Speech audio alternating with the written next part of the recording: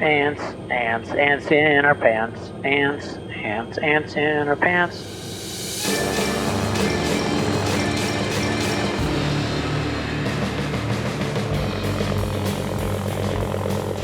Today, we sprayed birth control from helicopters to kill ants. Little fire ants are one of the world's worst invasive species. They're one of the top 100 worst species of the world. There's 2 ant species that are especially harmful to Hawaii's plants and animals. We really have to figure out a way to control them, or we're not going to have anything left. Ready in 3, 2, 1. Frank, looking good. Stay on that trajectory. That's good. Eat quick, ants. Eat quick, sons of bitches.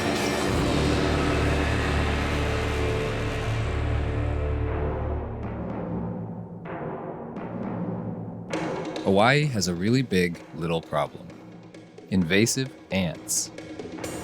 There are billions of ants in the islands. There are no ants native to the Hawaiian Islands. Over 50 species have been introduced by humans. They are an environmental disaster. 2 ant species are particularly damaging. First, there are yellow crazy ants. The yellow crazy ants spray a toxic formic acid that disables their prey. They threaten native species like Hawaii's endangered bees. They compete for floral resources like pollen and nectar. Yellow crazy ants will also plunder yellow-faced bee nests, so they'll actually remove larvae and remove all the pollen. Then, there are little fire ants. LFA, what does that really stand for? Little fire ant or little fucking ant? Because these ants are bitches. They eliminate all other insects within their territory. Impacts of that could be plants don't have their pollinators, leaf litter doesn't decompose into soil. But this isn't just a bug-on-bug problem. LFA are also a menace to people, pets, and agriculture. It was like a whole piece of my body was getting lit on fire. They'll live in the trees, they will fall down onto the farm workers and sting them, and the farm workers do not want to come back. They can sting your pets in the eyes, causing a clouding of the cornea, and that can potentially lead to blindness. They make life terrible for people. Hawaii's rugged terrain makes ants really hard to eradicate from the ground. So conservationists have gotten creative with their extermination approaches. We built what we call ant extinguishers. We've had a paintball air canister that we would fill with bait. We tried water balloon cannons, but nothing really seemed to work. Now, ant experts think they've found a new solution.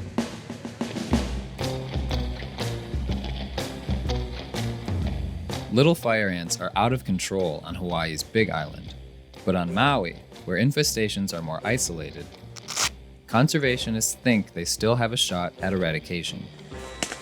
To survey for little fire ants, you take a little vial with peanut butter in it, place it on the ground for like a half an hour or so. You come back to it. If there's ants in there, we record it in our GPS so we have a point that corresponds to that location. Once you have all the points you've collected that are positive for little fire ants, you can make a map. And that's how you know the infested area to come back and do your treatments in an effective manner. Whoa. Wow. You see all those ants? They're like dust. I have been here at Maui Invasive Species Committee for a long time now. I started in 2004. Eradication is tricky, and sometimes it takes a really long time. We're working until the job is done. Being a native Hawaiian, the foundation of our culture and what it is to be Hawaiian is our connection to Aina, to the land. It was a no-brainer to help be a part of the solution to eradicate these pests, because not only are they harmful and they hurt, but from a Hawaiian's perspective, it could forever change the course of the way we live here in our homeland. My property right now is not infested. Since I know of an infestation, it's my kuleana or my responsibility to make sure I'm not, spreading ants to my property. We are working to quickly control these infestations when they're discovered so that they don't spread out and infest Maui like they are on the Big Island. Once an infested area has been mapped out, the team can treat it with bait.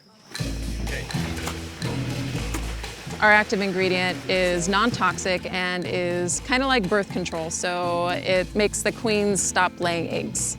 The formula that we're using includes water, vegetable oil, a protein, which beef liver powder or peanut butter, a food thickener. It's not very tasty, I don't like it. But the ants do. The ants love it. The ant team is done with the potato cannons. Now, they're using helicopters.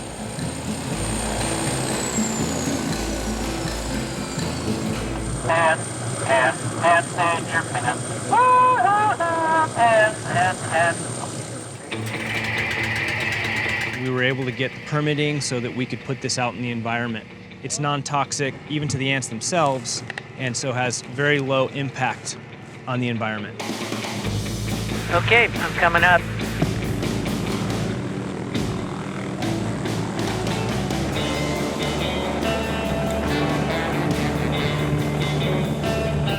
Alrighty, we ready?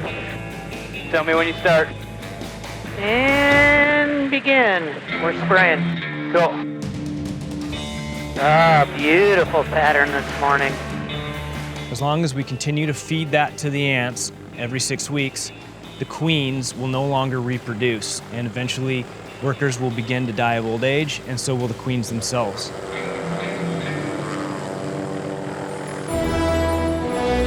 Tell me when you're done spraying. I'm trying to get the clip here. Good. Yep. The goal of the helicopter is to color in, if you will, using our GPS tracking, the entire polygon that represents that infested area and deliver our bait evenly throughout that whole area. We have to do that every 6 weeks for at least a year before we go back in to survey and see how things went. They'll live all the way in the very top of the tallest trees. The bait will drip down from that canopy down onto the ground, so we're able to treat the entire area three-dimensionally.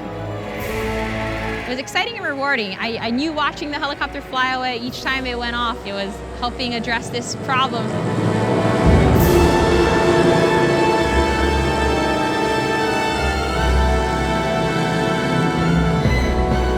The first helicopter applications began in October of 2019. Potentially, it is a model that could serve to help others develop plans to eradicate other ant species. Even if they're able to kill most of the ants, it's hard to know if every last one is gone. That's why one nonprofit is sniffing out ants in a new way.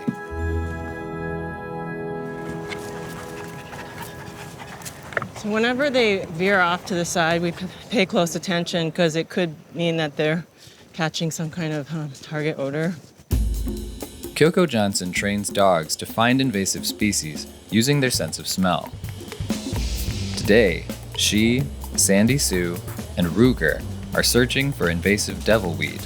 The dogs can typically cover a large area more quickly than a human can. They're also useful for targets that are not visible. Maybe it's fungus, or maybe it's a tiny plant that is very hard to see. He just did like a big U-turn, so I think that, oh yeah, that's it. That's it. Good boy. So I'm gonna take a GPS point of this. Kyoko has been training dogs to find devilweed since last summer. Now, she's taking on yellow crazy ants too. They're yellow and they're batshit crazy. You can see there's a lot of ants here. I can actually feel my skin burn just a little bit with this many ants on me. Yellow crazy ants can reach these really high densities and they overwhelm animals on the ground. And so we're gonna continue to lose all of these extremely special and amazing species as yellow crazy ants expand their range, and as they go upslope, as the climate warms, it gets warmer, ants are able to go in higher elevations. Oh, one of them's crawling down my pants right now. To train the dogs, Kyoko needs to collect a whole bunch of ants. Once we got them out of the field, those ants were provisioned with a protein and sugar water. Hopefully, or they're all dead. Eventually, Kyoko will lead the dogs through imprinting drills to learn the ants' scent and find them in the wild. Guinness, come. He was supposed to be a search and rescue dog, but he switched careers. Find it. There are a lot of similarities in the way that law enforcement detection dogs are trained versus conservation detection dogs. Good boy. I think what makes conservation training a little bit more challenging is that every target is very different. It's very fascinating to think about how a dog can detect not only just ants in general, but how a dog can detect different ant species. It's hypothesized that they're able to do that because even though the ants all are producing formic acid, Good boy. Sit. they also have certain volatile compounds that are associated with each species. And so that would in fact mean that for a dog, ant species smell different. I would think it'd be amazing if I could smell different ant species. Think of how easy my job would be. Like I could just go into an area and I smell tropical fire ants, and now I'm gonna go have a beer. Once eradication efforts have killed as many ants as possible, the dogs will make sure they're really all gone. Using conservation dogs to detect ant species is new, especially here in the Hawaiian Islands. We haven't done it before, but I'm really optimistic about how these conservation dogs could be used in the future, not only on ants, but on a variety of other species as well.